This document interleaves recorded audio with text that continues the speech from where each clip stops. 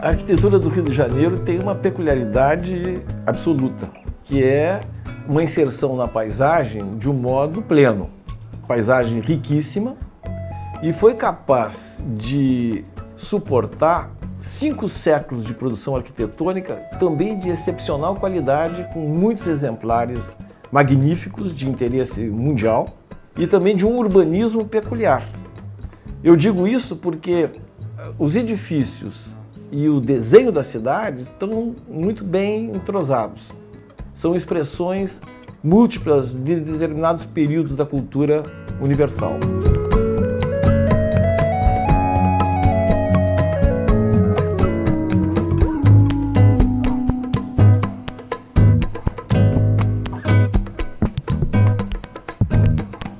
Então, esse caráter híbrido, que não é multiculturalista porque cada um está com a sua cultura fechadinha, mas ao contrário, esse caráter de mistura, de diversidade, isso está implícito na história carioca e, portanto, na questão da sua relação com a natureza.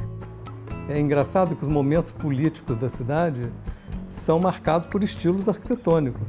Desde os tempos coloniais, nós temos exemplares de arquitetura religiosa e arquitetura civil de muita qualidade e também um desenho do início da cidade do Rio de Janeiro com muita expressão urbanística.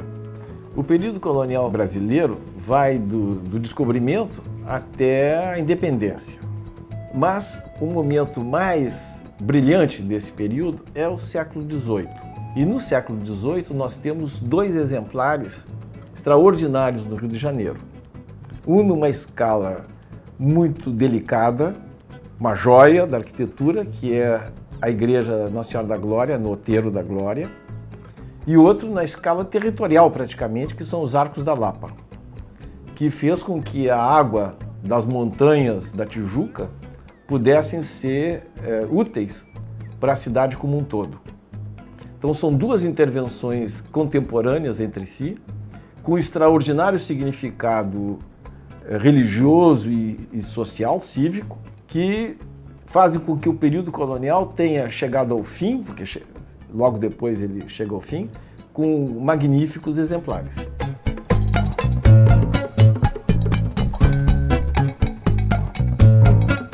O Paço Imperial, eu diria que pode não ser a obra mais importante do ponto de vista da arquitetura, mas certamente é o ponto mais importante dessa cidade. Ele está situado na Praça 15, que era o antigo terreiro da Sé, que é para onde era o velho porto, onde aportavam os navios, onde chegou praticamente tudo para o Brasil, principalmente depois da família real, inclusive ela, né, que desembarca ali, e o nosso futuro rei, Dom João VI, vai morar no Paço Imperial, que era até então a casa dos governadores. Mas é maravilhosa a arquitetura do Brigadeiro Alpoim, nome do arquiteto, né? Você imagina quando eu era professora de arquitetura, de história, eu adorava entrar no Paço e mostrar o arco. Porque ali a gente vê que com pouquíssimos recursos, Brigadeiro Alpoim faz essa maravilha, que é o pátio em toda a sua largura e aquele arco rebaixado, ele foi o máximo que ele conseguiu com a pedra que ele tinha, com o jeito de cortar a pedra que ele tinha, ele conseguiu fazer aquilo ali. Em torno dele surgiram as igrejas. Depois se encontrava um grande casalão, o Solar dos Teles, que era um prédio também de uma família muito poderosa na época e que de alguma forma deu origem, até hoje a gente conhece essa região bem conhecida do Carioca, porque ali é o Arco do Teles, que é um lugar que a gente tem o último resquício do traçado colonial da cidade, que são aquelas ruazinhas internas dos mercadores, até o nome das ruas, elas não pegaram os nomes republicanos, continuaram com os nomes antigos, Rua do Mercado, a Rua do Rosário, porque dava acesso à Igreja do Rosário lá em cima, perto do Largo da Lampadosa, da Praça Tiradentes. Quando a corte veio para o Brasil, logo depois Napoleão caiu. E com a queda de Napoleão sobraram artistas que tinham feito a corte napoleônica ser a exuberância que foi. Entre esses artistas estão aqueles que vieram na missão francesa em 1816, cujo arquiteto principal é Grandjean de Montigny, e trouxe consigo o que era a grande novidade arquitetônica, o estilo neoclássico. Construiu também a alfândega, a casa, hoje Casa França-Brasil. Ela é muito interessante, ela reproduz muito bem, de um modo pequeno, singelo, o ideário que Grandjean de Montigny trouxe. Paralelamente, no meados do século XIX, o romantismo traz para o Rio de Janeiro também uma expressão pública. E o Campo de Santana, com arborização feita por Glasiou, é a expressão máxima desse período. Com a proclamação da República, um novo estilo representativo de uma época, né, estilo mundial, que é o estilo eclético, vai se instalar no Rio de Janeiro. O ecletismo, para a gente puder simplificar bastante, é um estilo que na realidade resulta da aplicação de utilização de vários estilos arquitetônicos num mesmo prédio. Então você vai encontrar elementos da arquitetura clássica, que é a base do ecletismo. Você vai encontrar exemplos do passado, tipo o neogótico, exemplos de arquitetura gótica, como aqui no Rio a gente tem no Gabinete Português de Leitura, e algumas coisas nas imediações da Praça Tiradentes você vai encontrar alguns elementos góticos aplicados em prédios, mesmo prédios populares, como na região do Saara, né? Adolfo Morales de los Rios foi um dos principais arquitetos desse período e projetou e construiu, por exemplo, o Museu Nacional de Belas Artes, antiga Escola Nacional de Belas Artes, uma expressão muito importante desse período eclético. De frente ao Museu Nacional de Belas Artes, nós temos o Teatro Municipal, que resultou de um concurso. Ele tem inspiração nos principais teatros da época, sobretudo o da Ópera de Paris, mas ele é mais modesto na sua escala, ele é menorzinho, mas tem uma riqueza espacial muito importante e tem também uma construção de alta qualidade. A parte comum do Teatro Municipal, o átrio, o foyer, são muito bem construídos, muito bem concebidos, com materiais de extraordinária qualidade. E apesar dele ser relativamente pequeno, ele tem 2.200 lugares sentados, que é muito expressivo, é muito grande essa capacidade. Eu acho que é uma obra muito significativa do período eclético e representativa para o Brasil como um todo.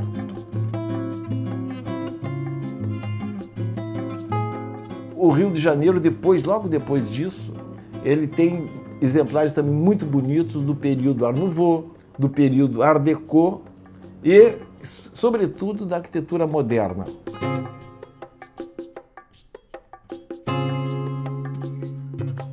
O estilo Art Nouveau é uma espécie de resposta ao cansaço que os artistas da época, no final do século XIX, estavam tendo em relação à industrialização.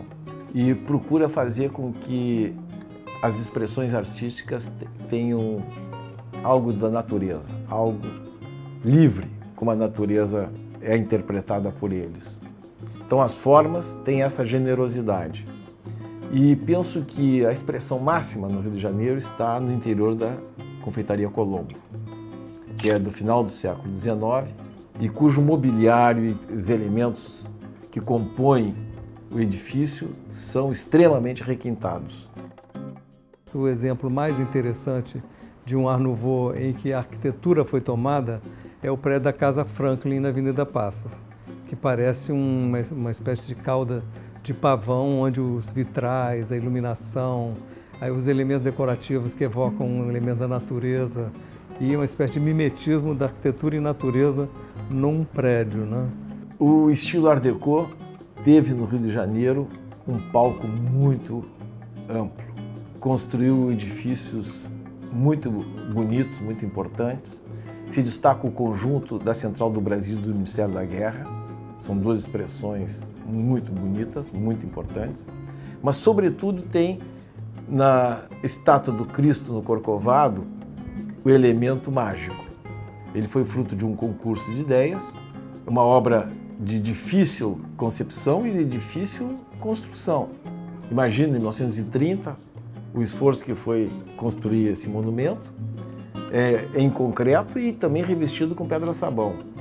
O Rio de Janeiro passou a ter não apenas um símbolo importante, como ele ilumina, ele é belo em si, ele está completamente em acordo com a paisagem monumental da cidade, de um modo simples e discreto ao mesmo tempo.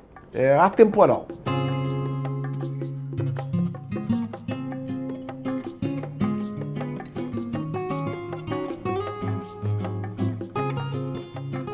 E finalmente nos anos 30, com a Revolução Industrial, digamos assim, a chegada da indústria no Brasil, aqui o Rio de Janeiro de novo vai se vestir com as vestes de uma cidade moderna.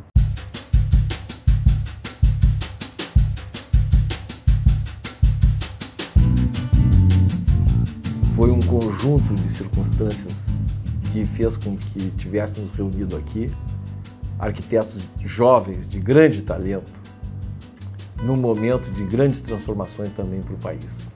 Tivemos a presença de Le Corbusier, que inspirou os jovens arquitetos brasileiros. Le Corbusier é a expressão mais importante do início da arquitetura moderna entre nós. E o Palácio Capanema, o Ministério da Educação e Cultura, é o início dessa maior amplitude da arquitetura perante a cultura brasileira. Depois vieram as obras de Oscar Niemeyer, vieram as obras de Ried, vieram as obras de Sérgio Bernardes e tantos outros arquitetos que fizeram com que a arquitetura do Rio de Janeiro fosse reconhecida no Brasil e no mundo todo. O arquiteto Oscar Niemeyer não só é o mais conhecido dos arquitetos brasileiros, como a obra dele faz um diferencial absoluto em relação à arquitetura moderna do Brasil, reconhecida no mundo todo. Chegavam a ele com um problema e ele tinha o dom de simplificar esse problema e dar uma resposta quase imediata. O sambódromo talvez seja uma expressão importante disso, porque em poucos meses, de nada, saiu uma obra pronta, onde o desenho do arquiteto integrado com a concepção estrutural permitiram essa velocidade que ocorreu em 1983. O arquiteto Lúcio Costa foi o grande doutrinador da arquitetura moderna no Brasil. Através das suas obras, o Lúcio sempre primou por fazer o vínculo essencial entre a obra construída e a doutrina arquitetônica. O Parque Guinle tem uma síntese dessa obra do Lúcio Costa, seja nos elementos, nos materiais, no sistema construtivo, na implantação, na expressão espacial. O arquiteto Sérgio Bernardes, da segunda geração de arquitetos modernistas brasileiros, de um modo sintético, poderíamos dizer que viveu duas grandes fases da sua atividade profissional. Na primeira, da obra inteira, ele chegava aos mínimos e conseguiu produzir uma arquitetura em que o detalhe tinha excelência, tinha protagonismo. Na segunda fase, ele buscou o universo. Ele quis construir um novo mundo, seja na cidade, seja no país. Ele foi, por excelência, um utópico. O Pavilhão de São Cristóvão de Sérgio Bernardes reúne bem essas duas fases dele, tanto a fase do detalhe quanto a fase da utopia.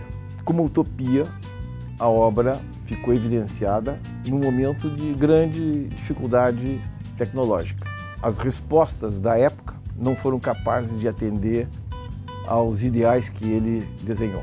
Logo depois, no final dos anos 40, Afonso Eduardo Ried faz o conjunto residencial do Pedregulho, dizendo ao mesmo tempo que a arquitetura é uma arte social, porque pode interpretar os desejos e as necessidades das classes mais populares, o Conjunto Pedregulho é dedicado, é destinado a funcionários da prefeitura como uma representação do que a arquitetura de habitação pode ser para o conjunto da sociedade brasileira.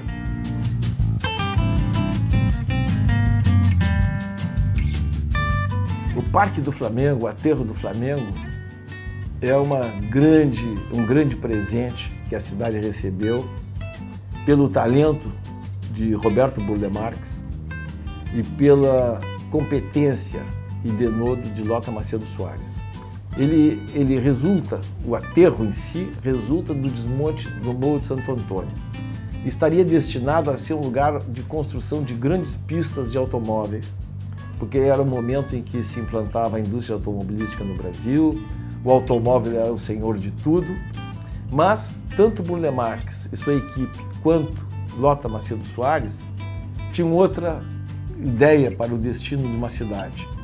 Imaginavam que o automóvel não deveria ser o senhor absoluto, portanto reduziram-se as pistas para o que hoje é e se implantou um parque moderno, um parque com um paisagismo de um autor consagrado e que é um dos orgulhos do paisagismo e da arquitetura do Brasil.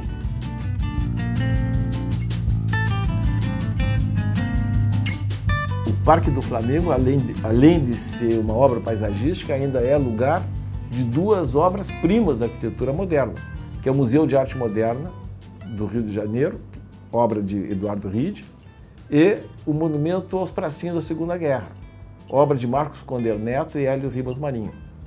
São duas obras-primas também da arquitetura moderna do mundo todo.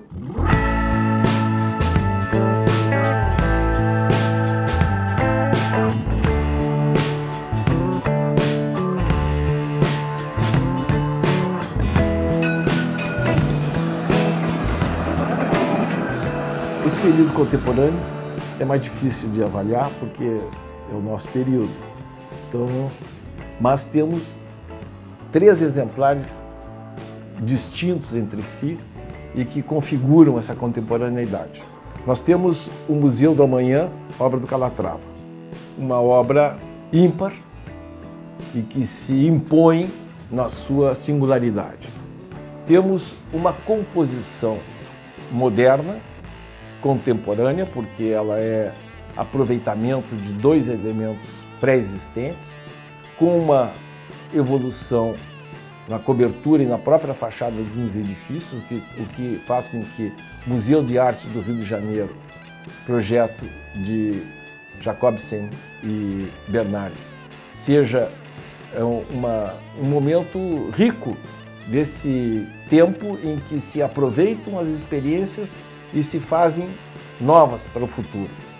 E temos a Orla Conde, que resulta da apropriação do mar, novamente, depois dele estar obscurecido, está esquecido, está suplantado por um modelo rodoviarista que construído nos anos 50 e 70, a perimetral, fazia com que toda aquela região fosse perdida para a cidade.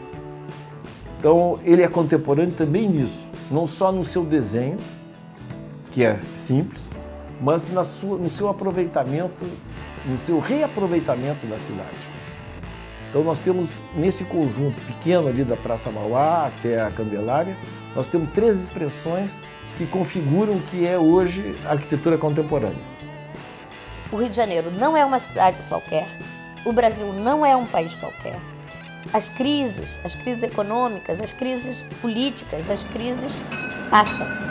E o que fica, eu acho que o que fica é justamente o que consolida dessa inteligência, como eu disse, técnica, científica, essa inteligência que nós somos capazes e já fomos capazes de ter e somos capazes de repotencializar se o desejarmos.